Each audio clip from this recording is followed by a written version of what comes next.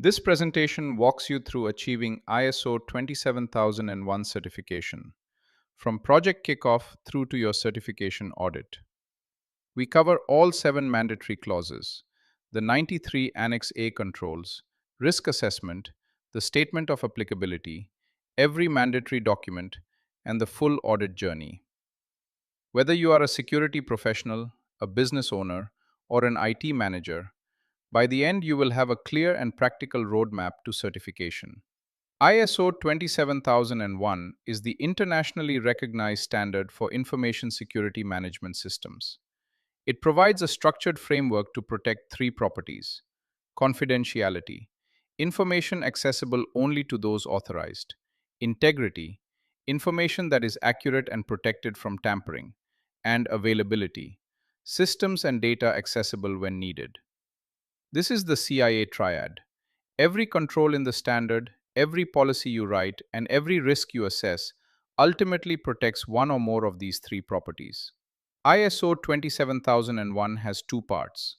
Clauses 4 through 10 are mandatory. Every organization must meet every clause with no exceptions. Clause 4 is context, 5 is leadership, 6 is planning, 7 is support, 8 is operation, 9 is performance evaluation, 10 is improvement. The second part is Annex A reference catalog of 93 controls across four themes: organizational with 37 controls, people with 8, physical with 14, and technological with 34. Study this complete ISO 27001 framework overview. On the left, five components connect: clauses 4 through 10, risk assessment and treatment, the statement of applicability, the 93 Annex A controls, and ISO 27002 implementation guidance. On the right, the six-stage journey runs from project initiation and scope definition through risk assessment, risk treatment, and the SOA, control implementation, and finally the internal and external audit. Everything we discuss in this presentation maps directly to this framework. Here is what you must do under each clause. Clause 4. Define scope, context, and stakeholder requirements. Clause 5. Secure leadership commitment.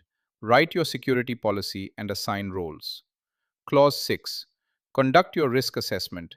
Build the risk treatment plan and create the SOA. Clause 7. Allocate resources, train staff, and document everything. Clause 8. Execute controls and maintain evidence. Clause 9.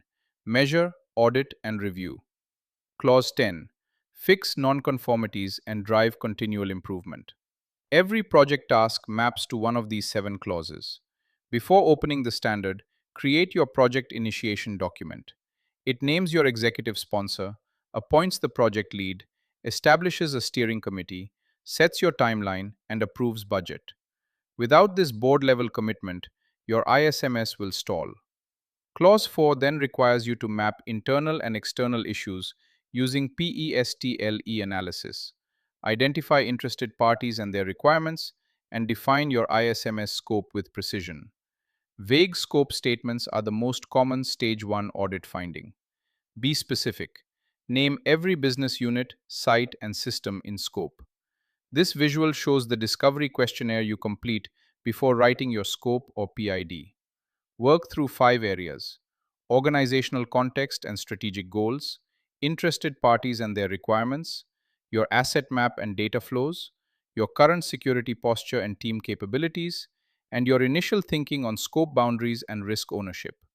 These inputs feed two foundational outputs: the ISMS scope document defining your physical, cloud, and network boundaries with explicit exclusions, and the project initiation document containing the project charter, team roles, timeline, budget, and management commitment evidence. Clause 4 has four subclauses. 4.1 defines internal and external issues using PESTLE analysis and strategic alignment. 4.2 maps interested parties: customers, suppliers, regulators, shareholders, and their specific security requirements. 4.3 determines scope: boundaries, inclusions, exclusions with documented justifications, and a direct link to your SOA. 4.4 establishes ISMS processes with accountable owners. Your auditor looks for evidence that this is a living, actively maintained system, not a document written once and never revisited. The Information Security Policy is your organization's security constitution and must be written before risk assessment begins. It contains five elements: purpose, explaining why information security matters; scope, defining which departments and assets are covered; objectives, as measurable CIA triad statements; commitment to legal compliance and continual improvement; and communication, describing how the policy reaches all staff. Top management must sign it. Clause 5.3 establishes roles, cascading from the board through ISMS manager, IT manager, HR manager, and every employee, each with defined security accountability. The gap analysis measures your current security posture against every ISO 27001 requirement. For each clause and each Annex A control, you rate compliance as fully met, partially met, or not met. The output is a gap register that becomes your project plan. Every gap is a task. Every task gets an owner and a deadline.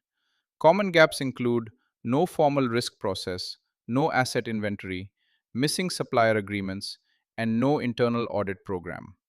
You cannot fix what you have not measured. Be honest and thorough before writing a single policy or procedure. The gap assessment follows four steps. First, review existing documentation and policies against ISO 27001 requirements. Second, interview department heads and process owners to understand what actually happens versus what is written down. Third, assess current controls against the full Annex A catalog. Fourth, document all findings.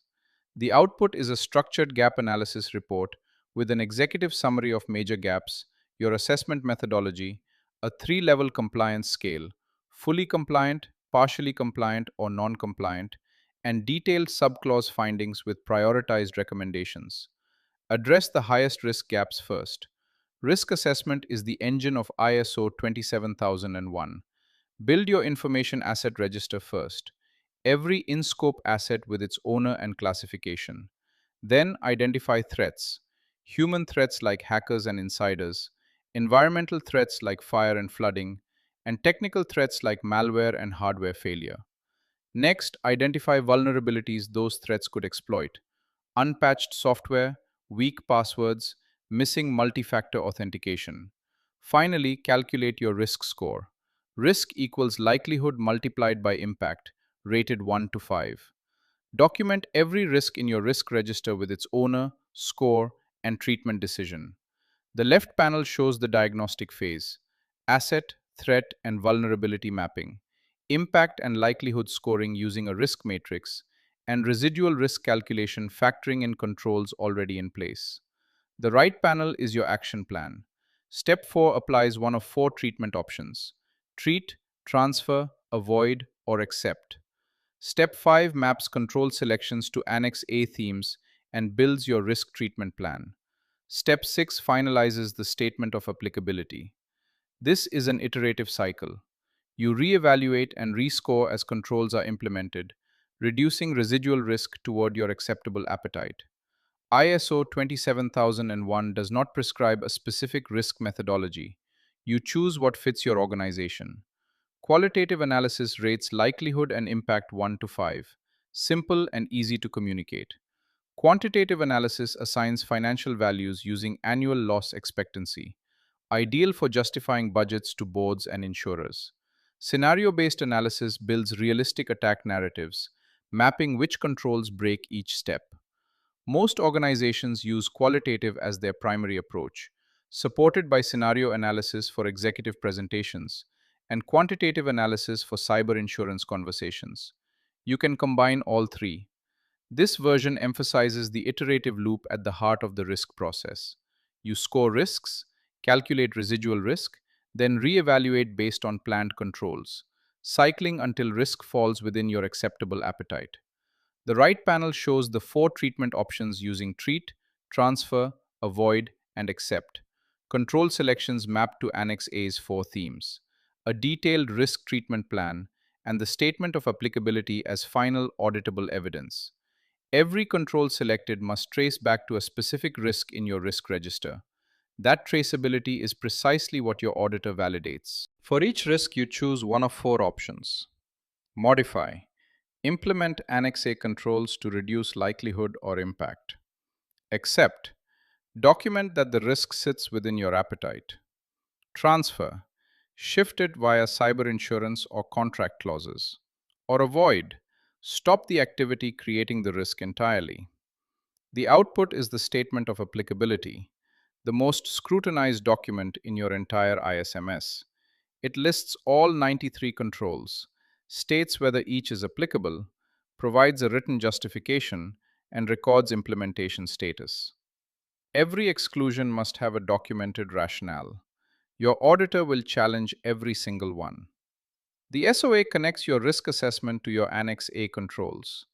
This guide shows seven key components: what the SOA is and why auditors focus on it, the four control categories with control counts, the table structure showing reference, applicability, justification, and implementation status, the key factors for inclusion, such as risk treatment need and compliance obligations, the foundational controls every organization should implement, the post SOA actions, including management approval and policy development, and the maintenance requirement, updating the SOA whenever risks change, business evolves, or regulations are updated.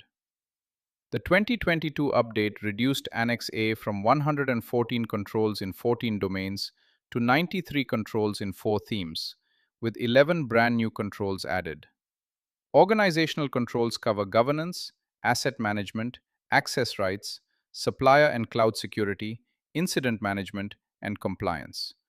People controls cover screening, awareness training, and remote working. Physical controls include perimeter security, clear desk, equipment disposal, and the new physical monitoring control. Technological controls cover authentication, vulnerability management, backup, logging, secure development, cloud security, data masking, and web filtering. Evidence of implementation is required for every control marked in your SOA. Examine each Annex A theme.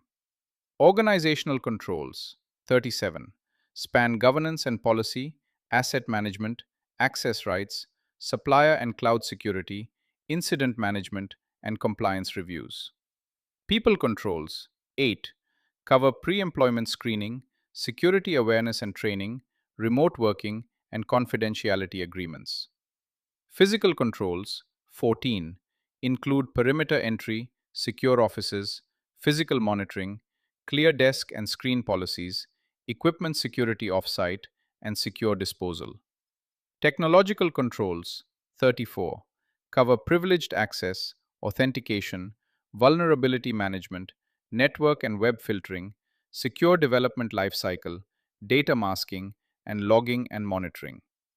Clauses 8, 9, and 10 are where your ISMS moves from planning into doing and then improving. Clause 8. Implement all planned controls with documented evidence.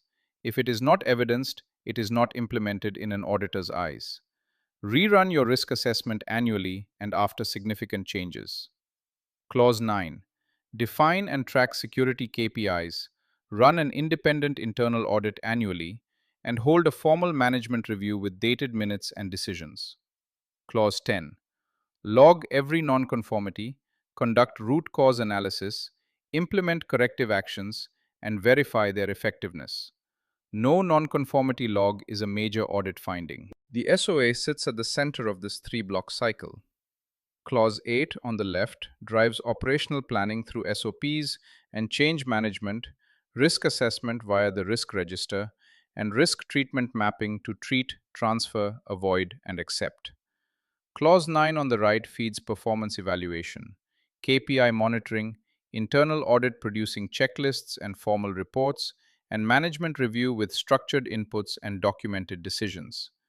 Clause 10 below completes the loop through nonconformity root cause analysis, corrective action records, and improvement logging, all feeding back into Clause 8 to close the cycle. Your auditor expects 22 documents. Pre-project. Project Initiation Document. Clause 4. ISMS Scope. Clause 5. Information Security Policy and Roles and Responsibilities. Clause 6. Risk Assessment Methodology, Asset Register, Risk Treatment Plan, Statement of Applicability, and Security Objectives. Clause 7. Competence Records and Awareness Training Evidence. Clause 8. Operational Procedures and Dated Risk Assessment Results. Clause 9. Internal Audit Program, Audit Reports, and Management Review Minutes. Clause 10. Nonconformity Register and Corrective Action Records. Annex A adds Business Continuity Plan, Supplier Agreements, and Incident Response Plan. Read this matrix column by column. Clause 4 owns the ISMS scope. Clause 5 owns policy and roles. Clause 6 owns your risk methodology, asset register, risk treatment plan, SOA, and security objectives. Clause 7 owns competence records and awareness evidence. Clause 8 owns operational procedures and risk assessment results. Clause 9 owns your internal audit records and management review minutes.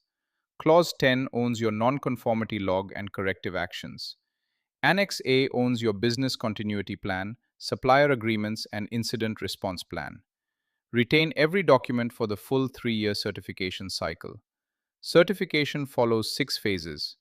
Pre-project in weeks 1 and 2. Executive buy-in and team appointment. Foundation in months 1 and 2.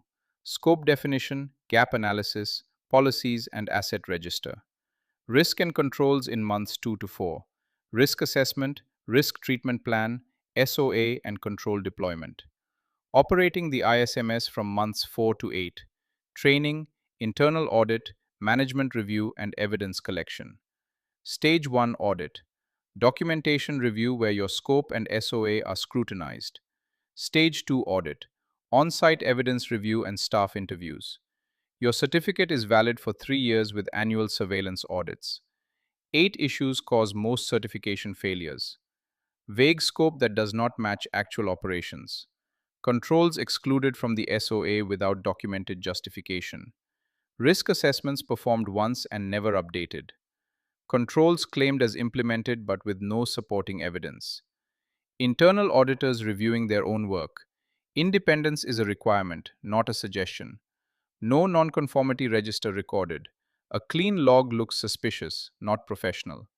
Management reviews held as casual conversations with no documented minutes. And awareness training with no completion records to prove delivery. Every single one of these failures is completely preventable.